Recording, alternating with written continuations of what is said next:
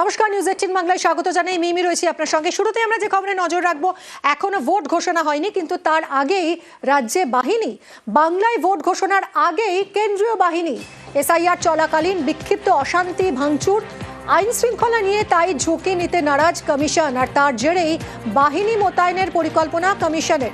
আর এই নিয়ে কথা বলবো, সঙ্গে রয়েছে সোমরাজ, এখনো ভোট ঘোষণা হয়নি, কত বাহিনী কেন্দ্রীয় বাহিনী আসবে, কত কোম্পানি, কত রাজ্যের পুলিশ থাকবে, এখনো সেগুলো নির্ধারিত হয়নি। তার আগেই বাহিনী নিয়ে আসছে, মানে কেন্দ্রীয় বাহিনী আসছে রাজ্যে, কি ভাবনা চিন্তা রয়েছে এর পিছনে? দেখো, একদমই তার কারণ আমরা দেখেছি সম্প্রতি যে এসআইআর যে হিয়ারিং প্রক্রিয়া, সেই এসআইআর হিয়ারিং প্রক্রিয়ায় রাজ্যের কয়েকটি জায়গায় বিক্ষিপ্ত অশান্তি ভাঙচুরের ঘটনা ঘটেছে। উত্তর দিনাজপুর, উত্তর চব্বিশ পরগনা, মুর্শিদাবাদ সহ কয়েকটি জেলায় বিক্ষিপ্তভাবে ভাঙচুর, অশান্তি, এমনকি সরকারি সম্পত্তি ভাঙচুরের মতো ঘটনা ঘটেছে। সম্প্রতি সুপ্রিম কোর্ট রাজ্য পুলিশের ডিজিপিকে শোকজ পর্যন্ত করেছে এই এসআইআর শুনানির সময় আইন শৃঙ্খলা ইস্যুতেই। গোটা বিষয়টিকে মাথায় রেখেই জাতীয় নির্বাচন কমিশন এই পরিকল্পনা ইতিমধ্যেই করেছে এবং রাজ্যের মুখ্য নির্বাচনী আধিকারিকের দপ্তরকে ইতিমধ্যে সেই ইঙ্গিত দিয়ে দেওয়া হয়েছে যে বিধানসভা ভোটের নির্ঘণ্ট ঘোষণা আগেই রাজ্যে মোতায়েন করা হতে পারে কেন্দ্রীয় বাহিনী।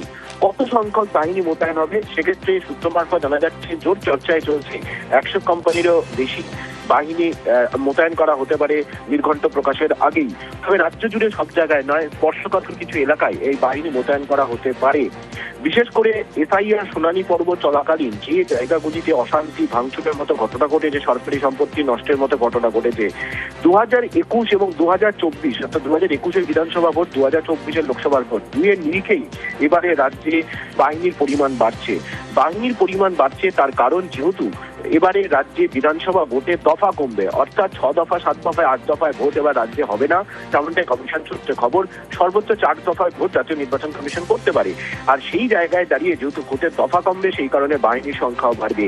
আর নির্ঘণ্ট প্রকাশের আগে কত সংখ্যক বাহিনী মোতায়েন করা হবে রাজ্যে, তা চূড়ান্ত সিদ্ধান্ত নেওয়া হবে জাতীয় নির্বাচন কমিশন নিযুক্ত স্পেশাল অবজারভারের সঙ্গে আলোচনা করে। আজ সন্ধ্যাবেলায় জাতীয় নির্বাচন কমিশন নিযুক্ত স্পেশাল অবজারভার তিনি কলকাতায় এসে পৌঁছাচ্ছেন।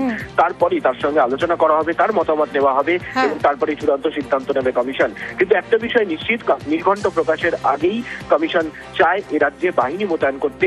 আইন শৃঙ্খলা নিয়ে কোনো ঝুঁকি নিতে রাজি নয়। বিশেষ করে সাম্প্রতিক সময় এসআইআর শুনানির সময় বেশ কয়েকটি জায়গায় বিক্ষিপ্ত অশান্তি ভাঙচুরের ঘটনা, রাজ্য পুলিশের ডিজিপিকে শোকজ সুপ্রিম কোর্টের, গোটা বিষয়টিকে মাথায় রেখেই জাতীয় নির্বাচন কমিশন এই সিদ্ধান্ত নিতে চলেছে বলে কমিশন সূত্রে খবর। ধন্যবাদ সোমরাজ। জেলায় জেলায় তৃণমূলের ভোট কোর কমিটি, স্থানীয় নেতাদের মধ্যে যেন কোনো দ্বন্দ্ব না থাকে, সবাই যেন একজোট হয়ে ভোটে লড়েন, এটা নিশ্চিত করার দায়িত্ব দেওয়া হয়েছে তৃণমূলের ডিস্ট্রিক্ট ইলেকশন কোর কমিটিকে।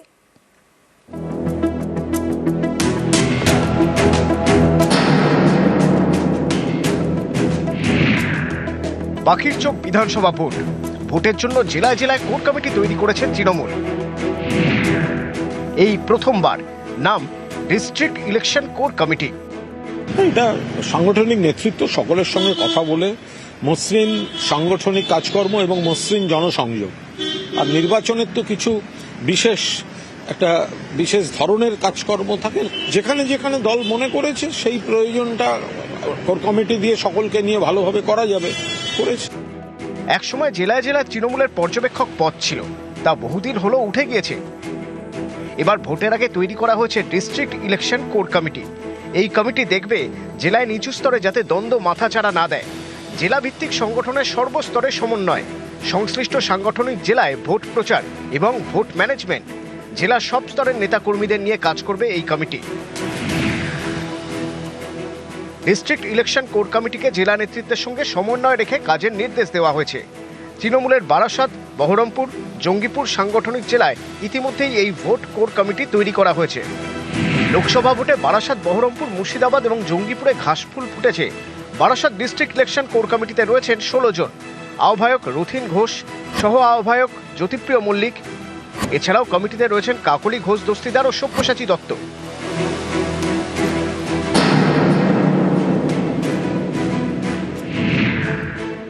বহরমপুর ও জঙ্গিপুরের ইলেকশন কোর কমিটিতে নেই আহ্বায়ক পদ। কমিটিতে 3 সাংসদ, খলিলুর রহমান, আবু তাহের ও ইউসুফ পাঠান। 9 জন বিধায়ক এবং 1 জন সাংসদ মিলে আর কি এই কোর কমিটি আছে। আগামীতে আরও কিছু নির্দেশিকার আমরা অপেক্ষায় রয়েছি, কাজে সেই নির্দেশিকাটা পেলে আমাদের এই কমিটি পুরোপুরি সর্বতভাবে আমরা নেমে পড়ব। দল তো দলের সামগ্রিক স্বার্থ দেখবে, যে একটা ইলেকশন আসছে, একদিকে হচ্ছে সংগঠন স্মুথ রাখা, 2 হচ্ছে জনসংযোগ নিবিড় রাখা, 3 হচ্ছে নির্বাচনী বিধি নিষেধ আইন মেনে নির্বাচন প্রসেসে অভিজ্ঞ লোকদেরকে সেইভাবে কাজে লাগানো। তো সেটা যা মনে করেছে দল, সেটাই মানে সঠিক, সবচেয়ে ভালো রেজাল্ট যেটাই হবে সেই কাজটাই দল করেছে। লোকসভা নির্বাচনের পর থেকে বিধানসভা নির্বাচনের পূর্ববর্তী সময় পর্যন্ত 3 সাংগঠনিক জায়গাতেই বেশ কতগুলি সময়ের রাজনৈতিক সমীকরণের বদল হয়েছে। সেই সমীকরণ বদলের প্রভাব যাতে নিচুতলাতে না পড়ে এবং নিচুতলা থেকে একেবারে জেলার ওপর স্তর পর্যন্ত যারা কাজ করেন তাদের মধ্যে সাংগঠনিক কাঠামোর সমন্বয়ের অভাব যাতে কোথাও তৈরি না হয়, সেই কাজই মূলত ডিস্ট্রিক্ট ইলেকশন কোর কমিটি দেখভাল করবে।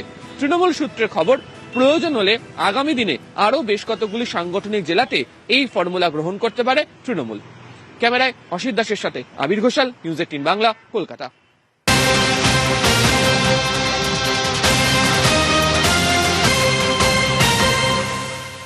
এদিকে দোলযাত্রার পরেই পদ্মের রথযাত্রার খবর পাওয়া যাচ্ছে। রথযাত্রা দিয়ে বিজেপির ভোট প্রচার শুরু করার কথা জানা যাচ্ছে।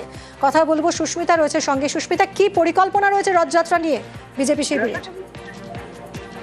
দোলযাত্রা শেষের পরে বঙ্গ বিজেপি জনসংযোগের অন্যতম মাধ্যম হিসাবে পরিবর্তন রথযাত্রা বের করার পরিকল্পনা গ্রহণ করছে। কিভাবে এই রথ বেরোবে? 10টি বিভাগ রয়েছে বঙ্গ বিজেপির। উত্তরবঙ্গ থেকে দক্ষিণবঙ্গ, পুরুলিয়া থেকে বর্ধমান কিংবা অন্যান্য জেলায় যে 10টি বিভাগ রয়েছে সেই 10টি বিভাগ থেকে 10টি রথ বেরোবে, যে রথগুলি মূলত কেন্দ্রীয় সরকারের যে সমস্ত প্রকল্প রয়েছে সেই প্রকল্পের ট্যাবলো দ্বারা সুসজ্জিত থাকবে এবং সেই রথ যাবে জেলায় জেলায়, সেই রথ করবে জনসংযোগ। সাধারণ মানুষকে বিজেপি মুখী করতে মূলত বঙ্গ বিজেপির 21-এর নির্বাচন বা 24-এর লোকসভা নির্বাচনের মতো আবারও 26-এর বিধানসভা নির্বাচনের আগে জনসংযোগের এই মাধ্যম। তবে রথযাত্রার মাধ্যম দিয়ে এই বঙ্গ বিজেপি মানুষের মন বুঝতে চাইছে। তার পাশাপাশি মানুষের মনে বঙ্গ বিজেপি সম্পর্কে কি ধারণা রয়েছে, বিজেপির প্রতি মানুষের কতখানি গ্রহণযোগ্যতা রয়েছে, সেই সবটা মেপে নেওয়ার চেষ্টা করছে এই মুহূর্তে কেন্দ্রীয় নেতৃত্বে। ইতিমধ্যেই বৈঠক চলছে। বিভাগীয় দায়িত্বে রাখা হবে একজন করে জেলা সভাপতিকে, যাদের দায়িত্বে মূলত বিধানসভা কেন্দ্রভিত্তিক রথ ঘুরবে। তবে কোন কোন বিধানসভাগুলিকে প্রাধান্য দেওয়া হবে এক্ষেত্রে, সেক্ষেত্রেও তৈরি করা হয়েছে তালিকা। ঠিক যে বিধানসভা কেন্দ্রগুলিতে বিজেপি জয়লাভ করেছিল 21-এর নির্বাচনে কিংবা 21 বা 24-এর নির্বাচনের নিরিখে যে বিধানসভা নির্বাচনগুলিতে বিজেপির তুলনামূলক ভালো ফল হয়েছিল, সেই 150টি বিধানসভা কেন্দ্রে প্রাথমিক অবস্থায় এই রথ ঘুরবে। তার পরবর্তীতে 294টি বিধানসভা কেন্দ্রকে ছোঁয়ার চেষ্টা করবে এই রথ। এবং আগামী মার্চের প্রথম সপ্তাহে নরেন্দ্র মোদীর যে বড় জনসভা করার কথা রয়েছে কলকাতা শহরে, সেখানেও এই রথকে প্রদর্শনের কথা রয়েছে বঙ্গ বিজেপির তরফ থেকে, এমনটাই খবর। এখনো পর্যন্ত মিটিং চলছে এই মুহূর্তে সল্টলেকের হোটেলে, যেখানে উপস্থিত রয়েছেন বঙ্গ বিজেপির রাজ্য সভাপতি শ্রমিক ভট্টাচার্য, তার সঙ্গে অবশ্যই ভূপেন্দ্র যাদব, বিপ্লব দেব, সুনীল বানসাল, দিল্লি এবং রাজ্য নেতৃত্বের সকলেই। আগামী নির্বাচনের লক্ষ্যে জনসংযোগকে হাতিয়ার করার জন্য বিজেপি একাধিক পন্থা অবলম্বন করছে। তার মধ্যে অবশ্যই রথযাত্রা অন্যতম গুরুত্বপূর্ণ ভূমিকা গ্রহণ করতে চলেছে বলে বঙ্গ বিজেপি নেতৃত্ব এই মুহূর্তে মনে করছে। ধন্যবাদ সুস্মিতা।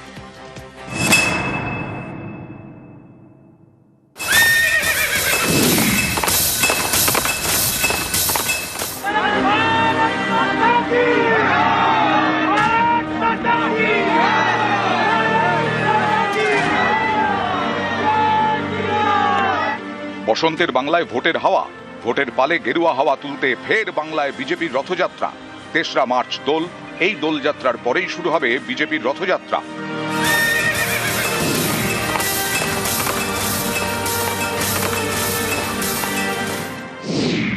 উত্তরবঙ্গ এবং দক্ষিণবঙ্গের জেলায় জেলায় বের হবে বিজেপির রথ। সব রথেরই গন্তব্য হবে ব্রিগেড। সব রকম ভাবে ভারতীয় জনতা পার্টি প্রচার করবে। এই মুহূর্তে পশ্চিমবঙ্গের জনতার কাছ থেকে পরামর্শ নিচ্ছি। 1043টা জায়গায় এখনো পর্যন্ত বক্স বসিয়েছি, সেখানে প্রচুর পরিমাণে পরামর্শ জমা হচ্ছে। নতুন যে রেনেসা আসতে চলেছে বিজেপির সরকারের সময়, যেটা পশ্চিমবঙ্গের জনতার সরকার হবে, সেটা আগে তৈরি করছে।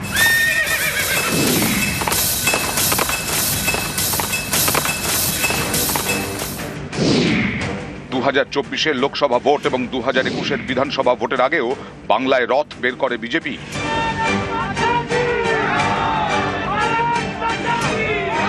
রথযাত্রার সঙ্গে বিজেপির ইতিহাস জড়িয়ে। রাম মন্দির তৈরির লক্ষ্যে 1990-এ রথ বের করেন লালকৃষ্ণ আডবাণী। গুজরাতের সোমনাথ থেকে উত্তরপ্রদেশের অযোধ্যা পর্যন্ত এ নিয়ে সে সময় দেশ জুড়ে শোরগোল পড়ে যায়। তারপর রাজনীতিতে বহু অদল বদল হয়েছে, কিন্তু বিজেপি রথযাত্রা কৌশল থেকে সরেনি। কারণ পর্যবেক্ষকদের একাংশের মতে এই রথযাত্রা কর্মসূচির মাধ্যমে আজও হিন্দুত্বের শান দেওয়ার চেষ্টা করে পদ্ম শিবির।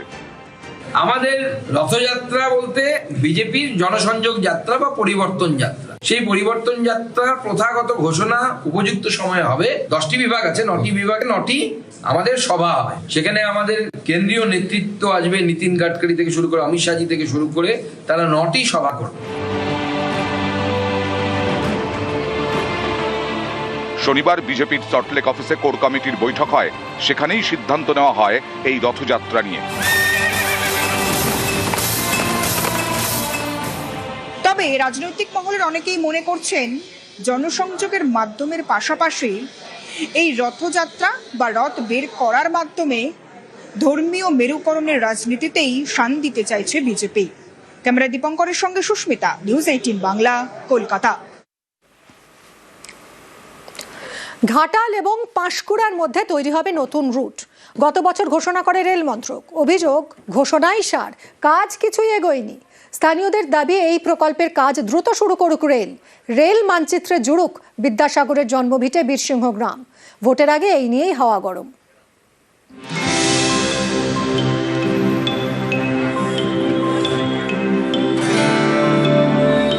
পশ্চিম মেদিনীপুরের ঘাটাল এই মহকুমায় আজও কোনো রেলপথ নেই। সবচেয়ে কাছের স্টেশন বলতে একদিকে চন্দ্রকোনা রোড 28 কিলোমিটার দূরে, আরেকদিকে পাঁশকুড়া প্রায় 35 কিলোমিটার দূরে। তাই স্থানীয়দের দীর্ঘদিনের দাবি ঘাটালে রেলপথ তৈরি করতে হবে। রেল মানচিত্রে জুড়তে হবে বিদ্যাসাগরের জন্মভিটে ঘাটালের বীরসিংহ গ্রামকে। এ নিয়ে আন্দোলনও হয়েছে। এরই মাঝে গত বছর পাঁশকুড়া ঘাটাল নতুন রুট ঘোষণা করে রেল। স্থানীয়দের দাবি এরপর মাপজোক হয়, তারপর কাজের কাজ কিছুই হয়নি। রাজা রামমোহন রায়ের জন্মভিটে রেল লাইন হয়েছে, সে তো খুব ভালো কথা। তার সাথে কামারপুকুরেও রেল লাইন হয়েছে, এটাও ভালো কথা। কিন্তু আমাদের এই ঘাটাল মহকুমার মধ্যে বিদ্যাসাগরের জন্মস্থান আছে বীরসিং, সেইখানটা এখনো আমরা বীরসিংটা বঞ্চিত আছে। আমাদের এখানে ক্ষুদিরাম বোসেরও জন্মভিটা আছে, সেইখানেও বঞ্চিত আছে। আমরা দিল্লি গিয়েছিলাম, সেখানে প্রধানমন্ত্রীর দপ্তর, রাষ্ট্রপতির দপ্তর এবং রেল মন্ত্রকেও আমরা আবেদন জানাই। বিধানসভা ভোটের পূর্বেই অর্থ অনুমোদন না হয় এবং নতুন করে সার্ভের কাজ শুরু না হয়, বৃহত্তর আন্দোলনের দিকে ঝাঁপিয়ে পড়ব। স্থানীয়দের দাবি পাঁশকুড়া ঘাটাল রুটে দ্রুত কাজ শুরু করুক রেল। ভোটের আগে এ নিয়ে রাজনৈতিক চাপানো তো তুঙ্গে। বর্তমানে জমির যে জটিলতা, সেই জটিলতার জন্য একটু দেরি হচ্ছে।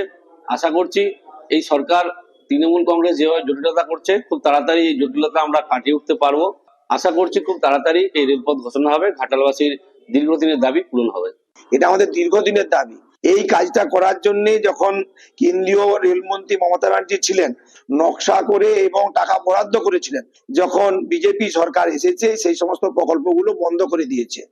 আমরা আন্দোলন করব। ঘাটাল থেকে সুকান্ত চক্রবর্তী, নিউজ 18 বাংলা। কাটোয়ায় ট্রেনের কামরায় আগুন লাগার ঘটনায় ষড়যন্ত্রের অভিযোগ করেছিল রেল এবং এবার তারা আরও সতর্ক। ট্রেনে ষড়যন্ত্রের আগুনে সতর্কতা, বিভিন্ন পদক্ষেপ। রাতে ট্রেন পার্কিংয়ে বিশেষ নজরদারির ব্যবস্থা। কারশেড ছাড়া একাধিক টার্মিনাল জাংশনে ট্রেন, স্টেশনের সিসি ক্যামেরায় 24 ঘন্টা লাইভ মনিটরিং চলবে। আর সেই ফুটেজ প্রতি ঘন্টায় ডিভিশনাল হেডকোয়ার্টারে পাঠানো হবে। ফুটেজে নজর রাখতে নয়া হোয়াটসঅ্যাপ গ্রুপ গঠন করা হয়েছে। রাতে স্টেশন কারশেডে বাড়তি রেলরক্ষীর উদ্যোগ। কেবিন ক্যাব লক করা বাধ্যতামূলক করা হচ্ছে। কাটোয়া জিআরপিতে অজ্ঞাত পরিচয়ের বিরুদ্ধে এফআইআর দায়ের হয়েছে। डिवीजन में कुछ स्टेशंस पे जहां पर रात में ईएमयू के रिक्स स्टेबल होते हैं, ड्राइवर और गार्ड अपने कैब को लॉक करके जाएं और सारे ही स्टेशनों पर सीसीटीवी कैमरे के अंदर कवर्ड हैं और इसका 24/7 मॉनिटरिंग होता है एंड सभी कैमरेज का सेंट्रलाइज फीडिंग भी डीआरएम ऑफिस में आता है, जिसको भी 24/7 हमारे सिक्योरिटी पर्सनल्स मॉनिटर करते हैं। अभी इस इंसिडेंट के बाद में और टाइट किया जाएगा और लोगों को बताया जाएगा कि जो भी कोई आपको दिखता है घूमते हुए उससे क्वेश्चन किया जाए कि वहाँ पे क्यों आया है, उस आने का क्या पर्पस है। किसी को भी बिना कारण नहीं आने दिया जाए। ডিভিশনাল হেডকোয়ার্টারগুলিতে ইতিমধ্যেই ওয়ার রুম তৈরি করা হয়েছে, যেখানে এই বড় স্ক্রিনে সেই ডিভিশনের নিয়ন্ত্রণে যে কটি স্টেশন রয়েছে সেই প্রত্যেক কটা স্টেশন থেকে লাইভ ফিড প্রতি মুহূর্তের জন্য এখানে পর্যবেক্ষণ করা হয়। যেখানে কোনো ব্যক্তি যাতায়াত করছে তাদের একটা ব্লু রঙের একটি স্কোয়ার তাদের সঙ্গে সঙ্গে মুভ করছে এবং সেটাতে লেখাও থাকছে হচ্ছে হিউম্যান বলে। যে হাই ডেফিসিয়েন্সি ক্যামেরা এই মুহূর্তে রেল ব্যবহার করছে, আগামী দিনে চেষ্টা করা হচ্ছে এখানে ফেস রিকগনিশন রাখার জন্য। ফলে কাটোয়ার ঘটনার পর বিভিন্ন ডিভিশনগুলিতে নজরদারি যেমন কড়াকড়ি করা হচ্ছে এবং সেই কড়াকড়ি নজরদারি করার ক্ষেত্রে এই যে সিসি ক্যামেরার ফুটেজ সেটাকে 24 ঘন্টায় মনিটরিং করার ক্ষেত্রে জোর দিয়েছে রেল। ক্যামেরা অসিত দাসের সাথে আবির ঘোষাল, নিউজ 18 বাংলা, কলকাতা। জমি নিয়ে শরিকি বিবাদে দেগঙ্গায় একেবারে ধুন্ধুমার কাণ্ড। আগ্নেয়াস্ত্র, কোদাল, শাবল নিয়ে দুপক্ষের সংঘর্ষ।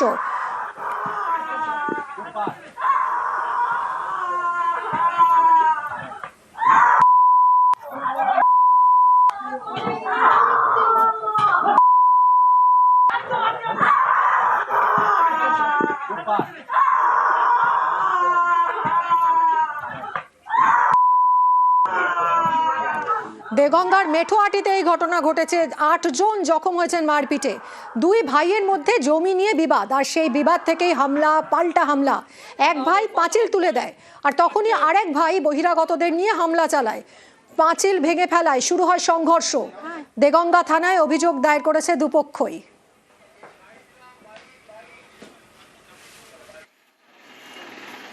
মিস্ত্রি কাজ করছিল, মিস্ত্রি কাজে এসে আমার ঘাঁচি ভেঙে দেওয়ার পিস্তল আমার পিছনে আমার ঘাড়ে মেরে ঘাড়ে করে ছায় সব চলে গেছে। এই ভাটায় ওটা আমার সবকিছু আমার জমি দলিল, তবু আপনাদের উপরে হামলা করেছে। আমার উপরে হামলা করেছে, বেঙ্গালোর থেকে এসে প্লেনে করে বাড়ি এসে আমার এই করেছে লোকজন, সব ওপারের লোক, ওপারের লোক, সেকান্দার লোকের লোক। বন্দুক ছিল, বন্দুক ছিল, সাপোর্ট সব ছিল। আমার ফিরোজ গাজী, সামাদ গাজী। দুর্গাপুরে পুরো যোজনায় দুর্নীতি বঞ্চনার অভিযোগ। পুরসভার তৈরি বাড়ি বহিরাগতদের বিক্রি করে দেওয়ার অভিযোগ। বাড়ি বিক্রির অভিযোগ পুরসভার বিরুদ্ধে। 2017-এ নবীন পল্লীতে তৈরি হয় 408টি বাড়ি। 36,000 টাকায় উপভোক্তাদের এই বাড়িগুলো দেওয়ার কথা। বাড়ি বিক্রি করে দেওয়া হচ্ছে বলে অভিযোগ। ডিভিসি মোড়ে রাস্তা আটকে বিক্ষোভ বঞ্চিতদের। দুর্নীতি বঞ্চনার অভিযোগ খারিজ দুর্গাপুর পুরসভার।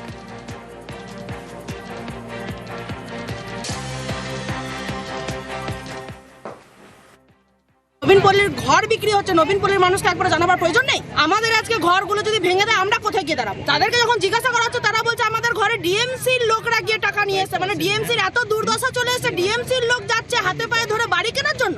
কোনো বাড়িতে হ্যান্ড ওভার না, সব ভাড়া ঢুকাচ্ছে, কাটমানি খাচ্ছে, ভাড়া ঢুকাচ্ছে, কাটমানি খাচ্ছে। 2000 টাকা ভাড়া দিচ্ছে, 500 টাকা করে কাটমানি খাচ্ছে।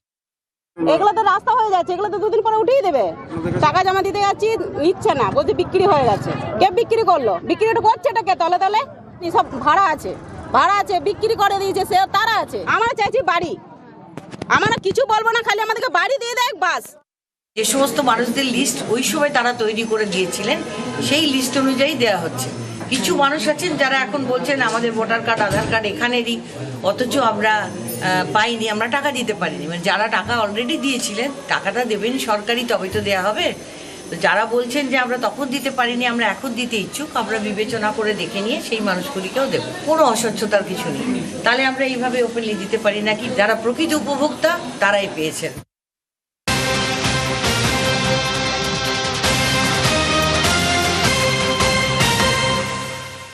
বাংলাদেশের 2 নাগরিককে ভিসা পাইয়ে দেওয়ার নাম করে আটকে রেখে প্রতারণা এবং মারধরের অভিযোগ বাংলাদেশেরই নাগরিকের বিরুদ্ধেই। 2 জন গ্রেফতার, 1 জন আটক হয়েছে। এই ঘটনায় অনুপ রয়েছে সঙ্গে, আরো জানাবে। অনুপ, কি অভিযোগ, কিভাবেই বা ধরা পড়লো প্রতারকরা?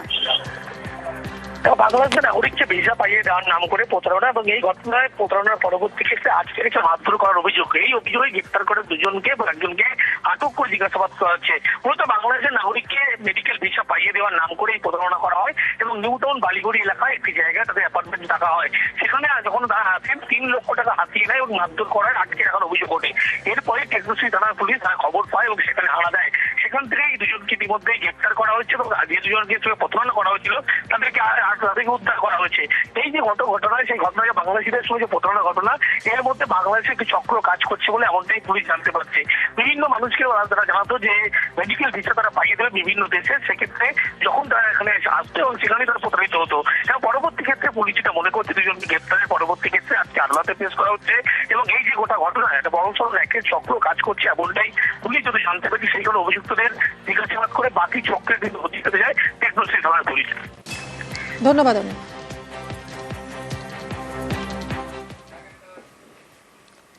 আলিপুরদুয়ারে নদী দূষণ, জয়গার জঞ্জাল, যাবতীয় জঞ্জাল জমছে এসে তোরসায়।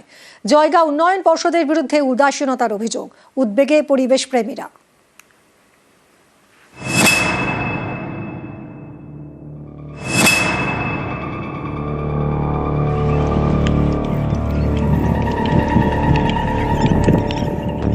তোরসা ভারত ভুটান সীমান্ত শহর জয়গায় স্রোতস্বিনী নদীর গর্ভে জমছে জঞ্জাল। এখানে ওখানে ময়লার স্তূপ, কোথাও প্লাস্টিক, কোথাও প্রাণীর পচা দেহ, তাই হয়ে আছে আবর্জনা। অবস্থা এমন যে নদী না ভাগার বোঝা দেয়। জয়গা শহরে কোনো ডাম্পিং গ্রাউন্ড নেই। জয়গা উন্নয়ন পর্ষদ একটি বেসরকারি সংস্থাকে আবর্জনা সংগ্রহের দায়িত্ব দিয়েছে। অভিযোগ, এই সংস্থা জঞ্জাল সংগ্রহ করে তোরসার বুকে এনে ফেলছে, তাতেই নদীতে বাড়ছে দূষণ। जबड़ा, ये मार्केट का जबड़ा है, यहाँ पर फेंके? हाँ, जगह नहीं है इसलिए यहीं पर फेंक रहे हैं फिलहाल। अच्छा लगता है नदी के? नहीं, यार फेंकना तो अच्छी बात नहीं है। ये नदी है, गंदा मेला होता है, पर क्या करेगा, अभी जगह नहीं है, यही फेंक रहे हैं। তোরসার চরে পাথর ভাঙেন যারা, তাদের দাবি দুর্গন্ধে কাজ করতে পারছেন না। সেই প্রচন্ড গন্ধ থাকাই যায় না। এখানে কুকুর বিলাই সব বাজারে যেখানে মরে সব জড়ে টড়ে আনি এখানে ফেলাই। নোংরা কি করবেন এখন? কে ফেলছে এগুলা? ওই তো সুপার ফেলাইতেছে, ওই যে গাড়ি আনবেনছে, 2 গাড়ি আসে। নদীর জল এখন, এটা নদীর জল ব্যবহার করা যায় না। কষ্ট হয়, বাধাও মানে না, যে বলে এখানে ফেলার না, কুকুর বিলাই যা মরে এখানে আনি ফেলায়। কারা ফেলে নোংরা গুলা? ওই সুপার। তোমরা তো এই নদীর জলের ব্যবহারও করতে পারো না? না,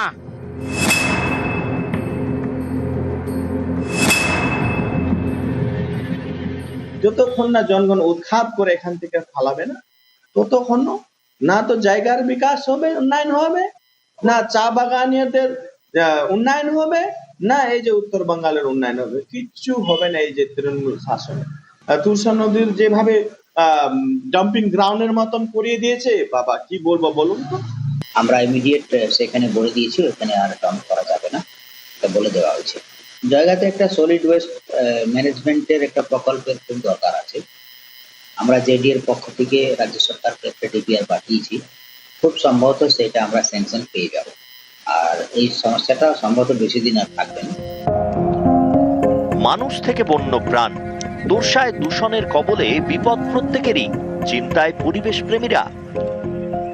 তোরসা নদী দূষিত হতে থাকে, তাহলে আগামী দিনে আমাদের এই ডুয়ার্সে যে বনাঞ্চল বক্সা এবং জলদাপাড়া উভয়ে একটা বড় পরিবেশ বিপর্যয়ের সম্মুখীন হতে আশঙ্কা প্রকাশ করছি।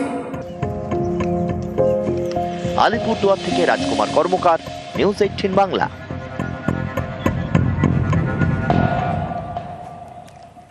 ঝাড়গ্রামের সাকরাইলে ফের হাতির তাণ্ডব, খেমাশুলি হয়ে সাকরাইলে 40টা হাতির দল।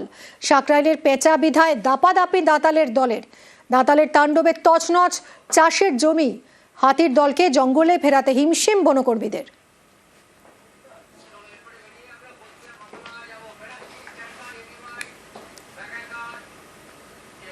কোচবিহারের মাথাভাঙায় এখনো শীতের অতিথি। শুটুঙ্গা নদীতে ঝাঁকে ঝাঁকে পরিযায়ী পাখি। পাখি দেখতে ভিড় জমিয়েছেন পর্যটকরা। পরিবেশপ্রেমীরাও এসছেন এই পাখি দেখতে। চলতি মরশুমে পরিযায়ী পাখির সংখ্যা বেড়েছে, আর তাতে খুশি সবাই। নদী দূষণ কমায় সংখ্যা বেড়েছে বলে অনুমান। প্রাকৃতিক সৌন্দর্য আমাদের বাইরের থেকে আসছে, কিন্তু এই প্রাকৃতিক পরিবেশ হচ্ছে আমাদের জন্যই হচ্ছে নষ্ট হচ্ছে। এই প্লাস্টিকের হচ্ছে ব্যবহার, বিভিন্ন এই নোংরা আবর্জনা ফেলা, আর প্রশাসনও সেরকমভাবে যে ব্যবস্থা, সেই ব্যবস্থা হচ্ছে নিচ্ছে না, যার জন্য হচ্ছে এই প্রাকৃতিক পরিবেশটা এত সুন্দর একটা পরিবেশ মাথাভাঙার ঐতিহ্য, সেটাকে কতদিন হচ্ছে আমরা ধরে রাখতে পারবো যদি হচ্ছে এখন যদি আমরা সচেতন না হই, নাগরিক এবং সঙ্গে হচ্ছে প্রশাসন, তাহলে পরে এটাকে রক্ষা করা সত্যি হলো মুশকিল ব্যাপার। অ্যাকচুয়ালি এরা তো আসে প্রজননের জন্য, ডিম ফুটে বাচ্চা বের করানো অবধি, তাদেরকে লালন পালন করা অবধি তারা এখানে থাকে। তারপর একটা সময় তারা বাচ্চা কাচ্চা নিয়ে আবার তাদের পূর্ব স্থানে চলে যায়। তো আমার মনে হয় যে এখানকার পরিবেশটা এবার তাদের কাছে নিশ্চয়ই অনুকূল মনে হয়েছে বলেই তারা কিন্তু আসছে। এটা খুবই ভালো লক্ষণ যে পরিবেশের ক্ষেত্রে আগামী দিনে এদেরকে বাঁচিয়ে রাখার জন্য আমাদের যারা আমরা আছি তাদেরও কর্তব্য যে তাদেরকে ডিস্টার্ব না করা, তাদেরকে যেন অকারণে কেউ বিরক্ত না করে